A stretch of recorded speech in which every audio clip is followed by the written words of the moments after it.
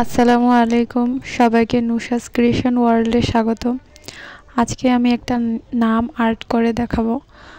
এখানে আমি STA acrylic মার্কারটা use করেছি।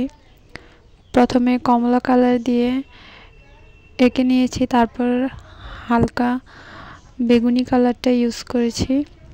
এখানে আমি আরো একটা কালার ইউজ করব, সেটা হচ্ছে লালের মধ্যে। এই কালারটা লাল, কিন্তু একদম পারফেক্ট লাল আসে না।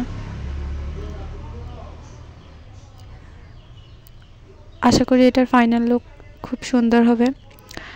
এখন আমি একটা কালো কালার দিয়ে এটা মার্ক করে নিচ্ছি, যেন এটা খুব ভালোভাবে দেখা যায়। আপনারা অবশ্যই জানাবেন এটা কেমন হয়েছে দেখতে। আসসালামু আলাইকুম। আর এটা ভালো লেগে থাকলে আমার চ্যানেলটি সাবস্ক্রাইব করে পাশে থাকবেন। আসসালামু আলাইকুম সবাইকে।